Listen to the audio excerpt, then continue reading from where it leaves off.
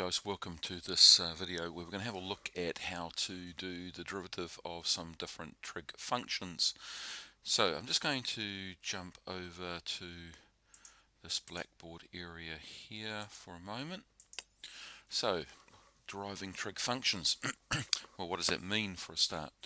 Okay, well, it means that if we've got a function like y equals sine x, what would its derivative be? So just a reminder for a start of a few basic things about trig functions. Okay, and I'm going to go with the basic definition of our three trig functions that we're most familiar with.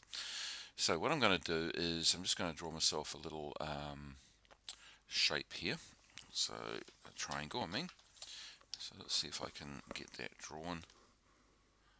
Okay, so got that. Let's try and draw something down to that one. And I'm going to have to go freehand, and we've got that there. Okay, swap back to the old pencil. Okay, so let's say we've got our angle there, and we're all familiar with the definitions of opposite sides, adjacent sides, and hypotenuse. And we have so known that the sine of an angle is defined to be the opposite over hypotenuse, cosine defined to be adjacent over hypotenuse, and tangent of the angle defined to be opposite over adjacent. And that's something that you are hopefully very familiar with. Now, there are also three further trig functions, and these are known as the reciprocal trig functions.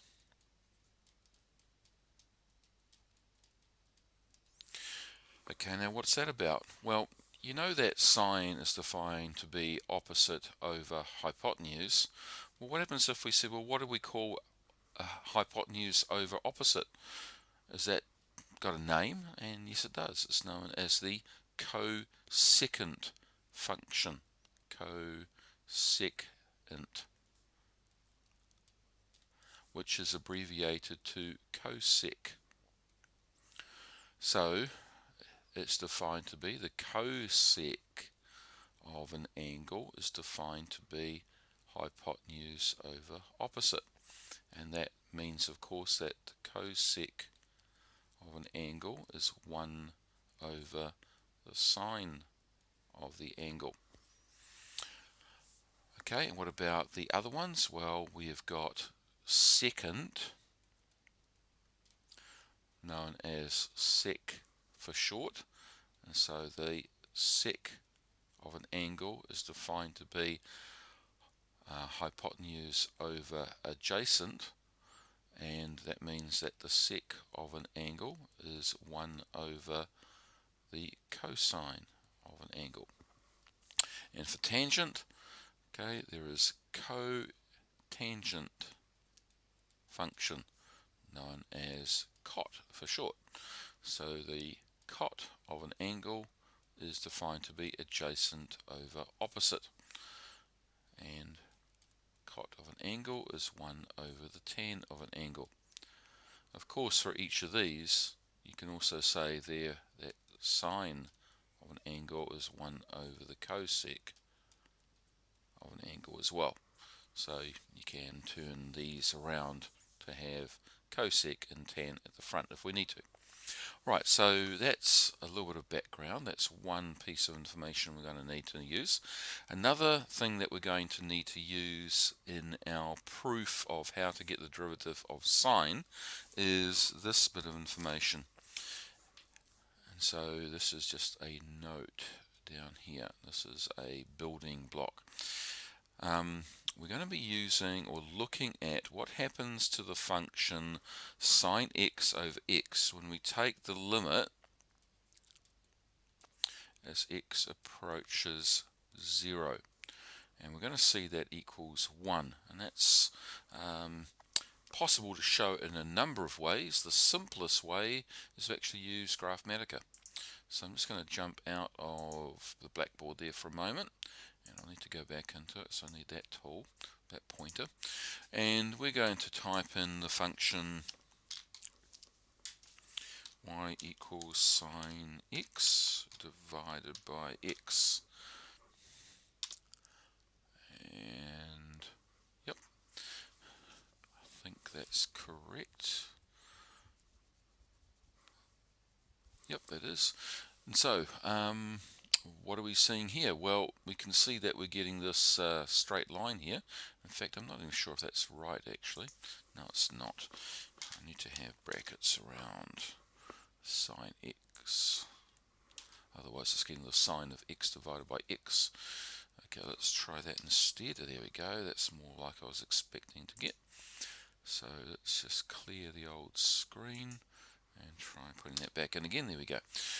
This is one we actually had a look at the other day in class.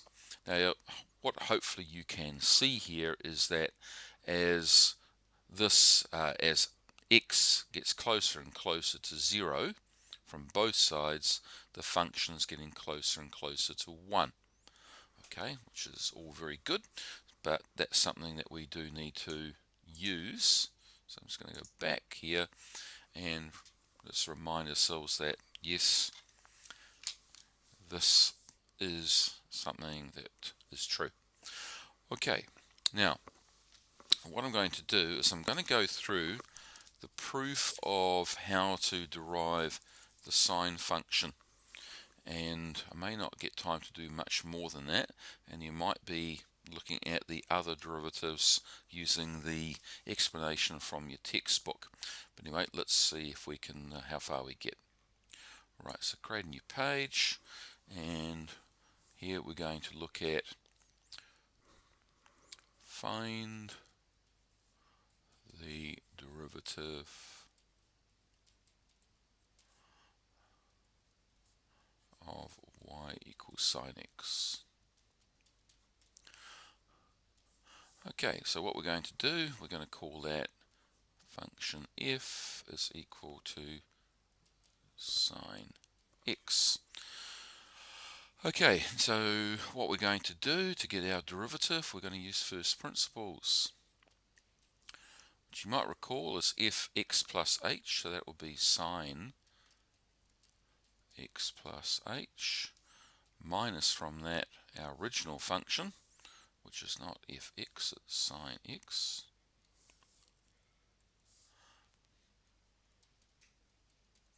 all over h, and of course I left out the front there, the limit, which was stupid, wasn't it? So it was equal to the limit as h approaches 0 of this. Now, to progress any further, what we're going to need to use is a trig identity, and this is something which if I get time I will look at with you in class or for the scholarship boys on a Wednesday. Okay, this identity, the sine of a value minus sine of another value, can be rewritten as a product. It can be rewritten as 2 cosine of c plus d over 2 times the sine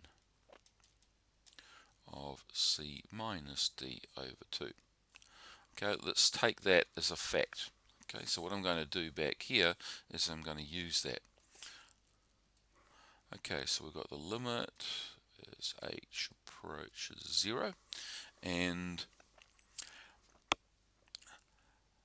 okay, we've got the sine of something minus the sine of something else. So the x plus h is like the c, the x is like the d here. So I'm going to rewrite this as 2 cosine.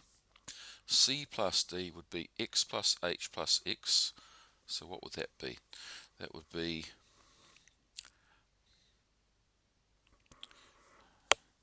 so I'm just looking at the textbook here and wondering why they've got what they've got. Okay, so it's going to be x plus h plus x over 2. Let's just write it like that for a moment. and then we'll simplify it. X plus h plus x over 2. And then the sign of c minus d, so that would be x plus h minus x. Well, that was just going to be h over 2, all over h. Okay, let's simplify this bit as much as we can. So 2 cosine, right, so that's going to be 2x's, and let's separate these into two separate fractions. 2x's over 2 will become x, and the h will be over 2.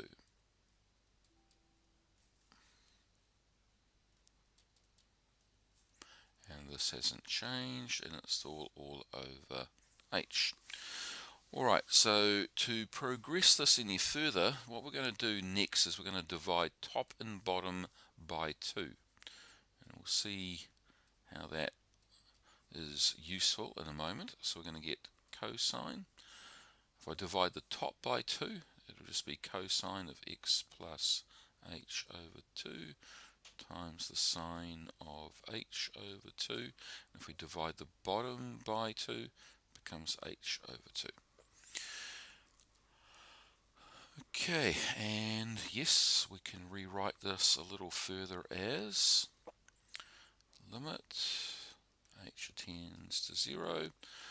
Okay, I could write that as the cosine of x plus h over 2 times the sine of h over 2 over h over 2. That's like splitting it into two separate fractions. Imagine if that's over 1, you multiply them back together, you would get back to this line above. Okay, now let's consider this limit.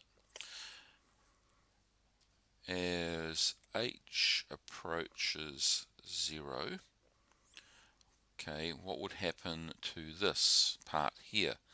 Well, this part will just become essentially 0, okay, the h over 2 part. So the cosine of x plus h over 2, okay, would equal the cosine of x plus 0, which is just cos x. Okay, and if we have a look at this part here, okay, now let's remember back on this previous page for a moment, okay, that the limit as x tends to 0 for sine x over x was equal to 1. Well, that's similar to what we've got here. We've got sine of something over the same something here, and we're taking the limit as that something gets closer to 0. Okay, that would equal 1. So what would end up with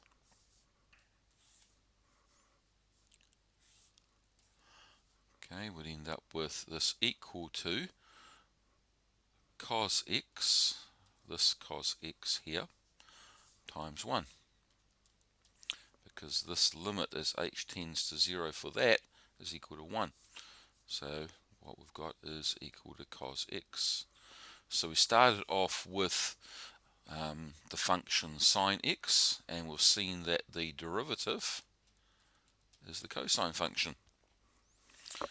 Okay, and there's another way we could demonstrate that too, using a bit of technology. So I'm just going to jump back to Graphmatica here for a moment. Okay, so let's clear the screen. Okay, let's type in the sine function. Okay, well, there it is. And see this button here? This is find derivative. So if this piece of technology is working correct, and if what I showed you on the previous 10 minutes was true, then we should get the cosine graph. So I'm going to hit find derivative. Okay, and there's a derivative, and definitely that's the cosine function. So that helps to just reaffirm that yes, I have got the correct derivative there. Okay, so let's jump back to here. Alright, okay, so that was one derivative. Let's have a look, since we've got time, got a few more minutes, okay, to have a look at another derivative. Okay, and what we're going to use now is the derivative of sine that we just did, and a little bit of other trig work. So let's have a look at this one. Find the derivative of y equals cos x. And you'll be happy to know that we do not need to go through first principles. So we've got y equals cos x. Now one thing which we do know, in fact I'm going to call that fx y because it just matches up with your textbook better. We know that the cosine function can be replaced with a sine function. It's equal to the sine of x plus pi over 2. Think, well, how the heck do you know that? Well, that is something we did when we did the trig work earlier. So let me just go back to the desktop here for a sec. Once again, let's clear everything here, and let's put in the cosine graph.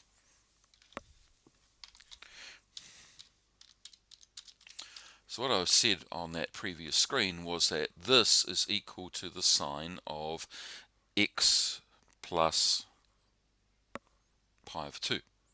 So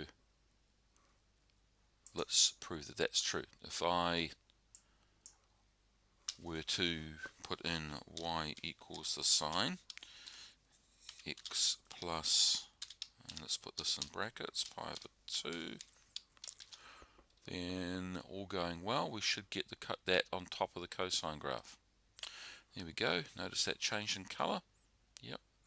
In other words, what we're saying here is if you had sine and you translate sine 90 degrees or pi over 2 radians to the left, okay, then what you end up with is the cosine graph, and that is absolutely true. Right, so let's jump back to here. This is a true statement. Okay, and we know how to derive a sine function, and we know how to derive composite functions. This is just a composite sine function, so let's derive it. Alright, so f dash x, well, the derivative of sine is cosine, but it's a composite function, so it would be the cosine of this inner part times the derivative of what's inside. Well, the derivative of x plus a constant is just 1, derivative of x being 1, and that therefore is the cosine of x plus pi over 2. But if you look that up in maths books, you won't get that. What you get is negative sine x. Well, where's that coming from? Well, let's jump back to Graphmatica again. Okay, let's clear all this. And what I had was the cosine of x plus pi over 2.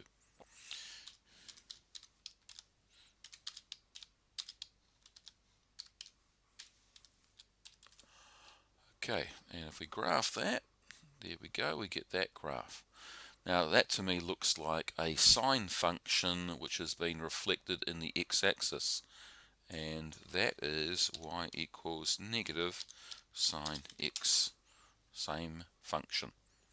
Okay, so I think that is enough justification for this proof that that is true, that the derivative of cosine is negative sine x.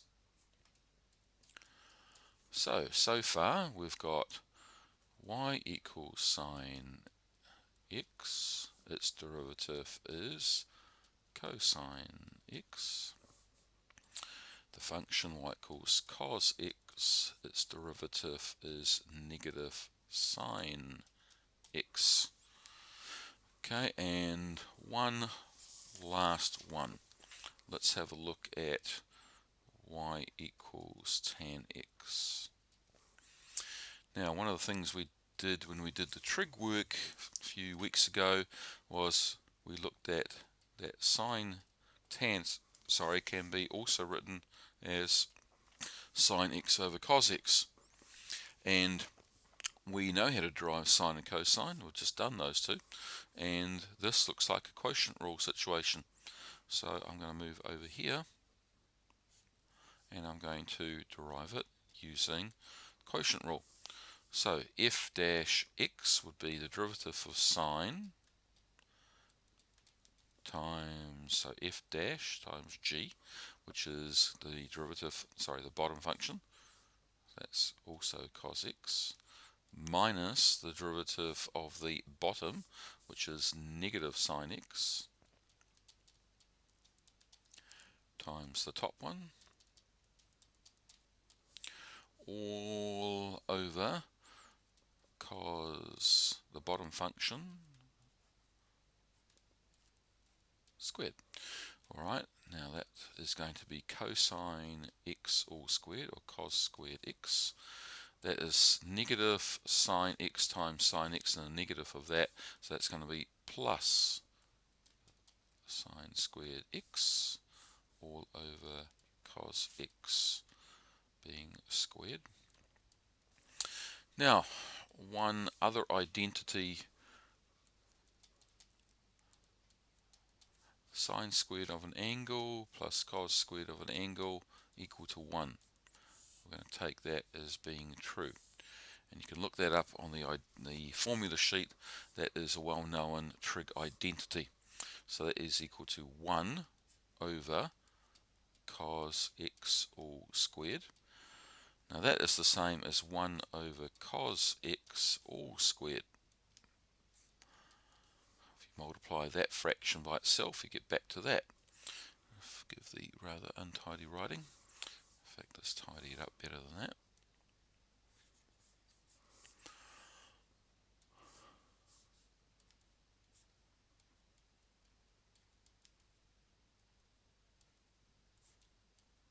Now 1 over cosine, that is one of those reciprocal trig functions. That is equal to secant.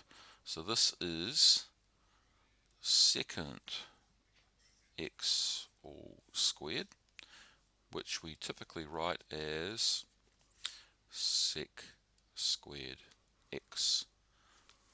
Okay, so the derivative of, let's go up here, the tangent function is y equals sec squared x. Right, so here's what I want you to do. I want you to look at the other 4 proofs on page 111, and then I want you to have a look at the examples on page 112. Okay, and I want you to try and look at those and work through those yourself, and then try the questions on pages 113 and 114. Okay, and I will try and go through an example or so with you as well during class time, either today or tomorrow, but I'm running out of time right now, so have a look at that yourself in the meantime. Okay, catch you guys.